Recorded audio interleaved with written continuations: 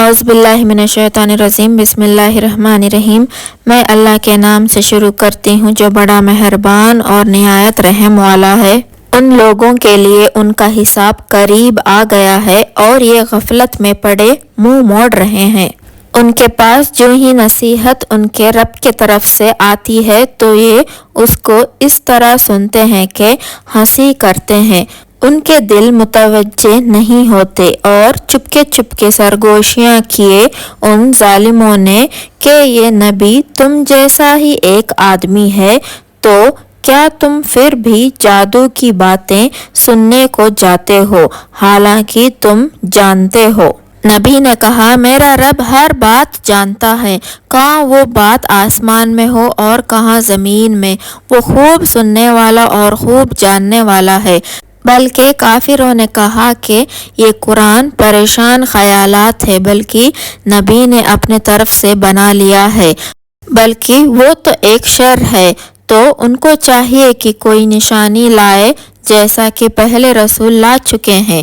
ان سے پہلے بھی کوئی بستی والے ایمان نہ لائے جن کو ہم نے ہلاک کر دیا، سو کیا یہ لوگ اب ایمان لے آئیں گے؟ اور آپ سے پہلے بھی ہم نے آدمیوں ہی کو رسول بنایا تھا جن کو ہم وحی کرتے تھے۔ اگر تم نہیں جانتے ہو تو اہل کتاب سے معلوم کر لو، اور ہم نے ان کا جسم ایسا نہ بنایا تھا جو کھانا نہ کھاتے، اور وہ یہ کہ اس دنیا میں ہمیشہ رہنے والے نہیں ہوئے۔ پھر ان رسولوں سے جو ہم نے وعدہ کیا تھا اس کو سچ کیا، ہم نے ان کو اور جن جن کو ہم نے چاہا نجات دی، اور حد سے آگے جانے والوں کو ہلاک کیا۔ ہم نے تم کو وہ کتاب دی جس میں تمہاری نصیحت تو موجود ہے، کیا تم پھر بھی نہیں سمجھتے؟ اور ہم نے کتنی بستیاں غارت کر دیے جہاں کے رہنے والے ظالم تھے، اور ان کے بعد دوسری قوم پیدا کر دی۔ سو جب ان ظالموں نے ہمارا عذاب آتا دیکھا تو اس بستی سے بھاگنا شروع کر دیا۔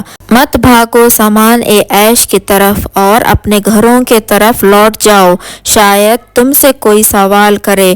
انہوں نے کہا، ہائے ہماری کمبختی، واقعی ہم ہی ظالم تھے۔ وہ ہمیشہ اسی طرح پکارتے رہے یہاں تک کہ ہم نے ان کو کٹی ہوئی کھیتی کی طرح کر دیا، بجھے پڑے ہوئے۔ اور ہم نے آسمانوں اور زمین کو اور جو ان دونوں کے درمیان ہے اس کو لو و لوب کے لیے نہیں پیدا کیا۔